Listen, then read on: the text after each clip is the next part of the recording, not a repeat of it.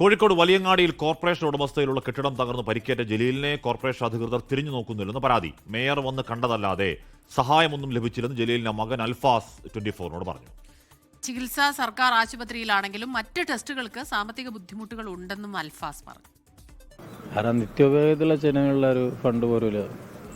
പിന്നെ ഇവിടെ ഒരുപാട് ആൾക്കാർ വന്നു പോകാന്നല്ലാണ്ട് ഒന്നും അങ്ങോട്ട് ശരിയായി കിട്ടണില്ല. ഹോസ്പിറ്റൽ ചെലവ് തന്നെ ഒരുപാടില്ലേ, ഓരോ ടെസ്റ്റ് ഇതൊക്കെ എന്ന് പറഞ്ഞിട്ട്.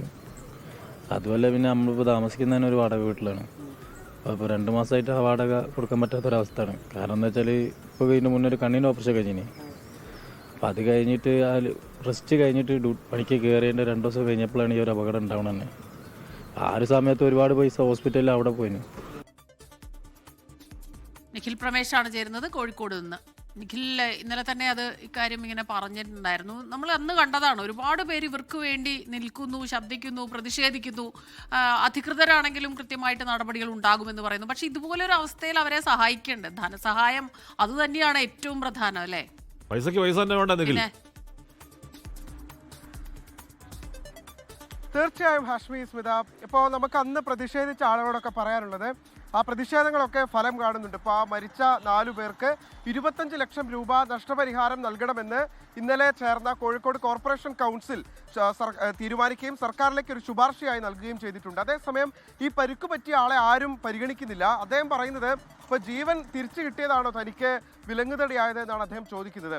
ഒരു സാധാരണക്കാരനായിട്ടുള്ള തൊഴിലാളിയാണ് കോയ. അദ്ദേഹത്തെ സംബന്ധിച്ചിടത്തോളം ഈ ചുമട്ട് തൊഴിലാളിയായി അവിടെ ജോലി ചെയ്യുകയായിരുന്നു. ഇതിന് തൊട്ട് മുൻപ് അദ്ദേഹം ഒരു ചികിത്സ കഴിഞ്ഞ് തിരിച്ചെത്തിയതുള്ളൂ. ഏതാനും ദിവസങ്ങളെ ആയിരുന്നുള്ളൂ. അതുകൊണ്ട് തന്നെ വലിയ സാമ്പത്തിക പ്രതിസന്ധി നേരിടുന്നതിനിടയിലാണ്, സ്വന്തം വീടിന്റെ വാടക കൊടുക്കാൻ പോലും പറ്റാതെ നിൽക്കുന്ന സാഹചര്യത്തിലാണ് അദ്ദേഹത്തിന് വീണ്ടും ഒരു പരിക്കുപറ്റുന്ന സാഹചര്യം ഉണ്ടായത്. അദ്ദേഹം ഇന്നലെ ആ ആശുപത്രി കിടക്കയിൽ വെച്ച് എന്നോട് പറഞ്ഞൊരു കാര്യമുണ്ട്. ഒരുമിച്ച് ഇവരിങ്ങനെ 7 പേര് ഇരിക്കുകയായിരുന്നു. 2 പേർ ചെറിയൊരു ശബ്ദം കേട്ടപ്പോൾ തന്നെ ഓടി. ഇവർ 5 പേർക്ക് ഓടാനൊന്നും കഴിഞ്ഞില്ല. സെക്കൻഡുകൾ കൊണ്ടായിരുന്നു എല്ലാ കാര്യങ്ങളും നടന്നത്. തൻ്റെ കാലിലേക്കാണ് സ്ലാബ് വീണത്. അതുകൊണ്ട് മാത്രമാണ് ജീവൻ നഷ്ടമായത്. തൻ്റെ കൺമുന്നിൽ കിടന്ന സുഹൃത്തുക്കളൊക്കെ വേദന കൊണ്ട് പുളഞ്ഞ് മരിക്കുകയായിരുന്നു. അപ്പോൾ അങ്ങനെ ഒരു വലിയ അപകടത്തിൽ നിന്ന് രക്ഷപ്പെട്ടയാളാണ് അദ്ദേഹം. പക്ഷേ അദ്ദേഹത്തെ സംബന്ധിച്ചിടത്തോളം ഇപ്പോൾ ഒരുപാട് ചികിത്സ, ഇപ്പോൾ സർക്കാർ ആശുപത്രിയിലാണ് അദ്ദേഹത്തിന് ചികിത്സ, കോഴിക്കോട് ബീച്ച് ആശുപത്രിയിലാണ്. എന്നിരിക്കെ പോലും പലവിധ ടെസ്റ്റുകൾക്ക്, ഇപ്പോൾ MRI ടെസ്റ്റൊക്കെ എടുക്കുന്നതിന് വേണ്ടി അദ്ദേഹത്തിന് പുറത്തേക്ക് റെഫർ ചെയ്യുന്നുണ്ട്. സ്വാഭാവികമായിട്ടും ഇതിനൊക്കെ പണം കണ്ടെത്തേണ്ടതുണ്ട്. അപ്പോൾ ഒരു വലിയ സാമ്പത്തിക പ്രതിസന്ധിയിലൂടെ ആ കുടുംബം കടന്നു പോവുകയാണ്. ഇപ്പോൾ മേയർ അടക്കം കഴിഞ്ഞ ദിവസം അവിടെ എത്തി അദ്ദേഹത്തെ സന്ദർശിച്ചിരുന്നെങ്കിലും സർക്കാരിൻ്റെ ഭാഗത്തു നിന്ന് എന്തെങ്കിലും തരത്തിലുള്ളൊരു ധനസഹായമോ ഒന്നും തന്നെ പ്രഖ്യാപിച്ചിട്ടില്ല. ഇപ്പോൾ കോർപ്പറേഷൻ മരിച്ച ആളുകളുടെ കുടുംബത്തിന് 1 ലക്ഷം രൂപ പ്രഖ്യാപിക്കുകയും സർക്കാർ 25 ലക്ഷം രൂപ നൽകണമെന്നുള്ള ശുപാർശ നൽകുകയും ചെയ്തിട്ടുണ്ട്. അതേസമയം യാതൊരു തരത്തിലുള്ള സഹായം ലഭിക്കാത്ത ഒരാളാണ് ഇപ്പോൾ ഈ അബ്ദുൾ ജലീൽ എന്ന കോയ. അദ്ദേഹത്തെ സംബന്ധിച്ചിടത്തോളം ഇനിയൊരു അതിജീവനം, മാസങ്ങളോളം ഇങ്ങനെ കിടക്കേണ്ടി വരും. അപ്പോൾ സ്വാഭാവികമായിട്ട് മുന്നോട്ടുള്ള അദ്ദേഹത്തിൻ്റെ ജീവിതം എങ്ങനെ എന്നുള്ളൊരു ചോദ്യചിഹ്നം തന്നെയാണ്. അപ്പോൾ ഈ സാഹചര്യത്തിലാണ് നമ്മൾ സർക്കാരിൻ്റെയും അടക്കം തന്നെ സുമനസ്സുകളുടെയും മുന്നിലേക്ക് ഇദ്ദേഹത്തിൻ്റെ കാര്യം കൂടി വെക്കുന്നത്. ഈ അന്നത്തെ അപകടത്തിൽ ഇനിയൊരു തുടർച്ച ഉണ്ടാകാതിരിക്കാൻ വേണ്ടിയിട്ടുള്ള പ്രതിഷേധങ്ങളൊക്കെ ഒരു ഭാഗത്ത് നടക്കുമ്പോഴും അതിൽ നിന്ന് അത്ഭുതകരമായി രക്ഷപ്പെട്ട ഈ മനുഷ്യനെ കരുതി കൂടിയുള്ള ഒരു കരുതൽ ആളുകളുടെ ഭാഗത്ത് നിന്ന് വേണം എന്നുള്ളതാണ് നമുക്ക് ആളുകളുടെ മുന്നിലേക്ക് വെക്കാനുള്ള വിഷയം. സ്മിത, ഹാഷ്മി. ഓക്കെ, പരിക്കേറ്റ ആളാണ്, ഏതെങ്കിലും തരത്തിൽ വലിയ സാമ്പത്തിക ബലമുള്ള ആളല്ല.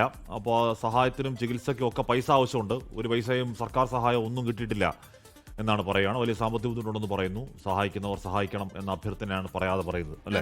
ഉറപ്പായിട്ടും അദ്ദേഹത്തിന് വേണ്ട ചികിത്സ നൽകണം. അത് അധികൃതർ കൃത്യമായിട്ട് തന്നെ അത് ശ്രദ്ധിക്കണം. കാരണം ആരുടെ പിഴ കൊണ്ടാണ് ഇതൊക്കെ ഉണ്ടായത് എന്നുള്ളൊരു ചോദ്യം അവിടെ ഉണ്ടല്ലോ. ലോകത്തെവിടെയായാലും ഏത് സമയത്തും 24 വാർത്തകളും ഓഗ്മെന്റഡ് റിയാലിറ്റി പാക്കേജുകളും എക്സ്പ്ലെയിനറുകളും വിശദമായി കാണാൻ ഞങ്ങളുടെ യൂട്യൂബ് ചാനൽ നിങ്ങൾക്ക് സബ്സ്ക്രൈബ് ചെയ്യാം.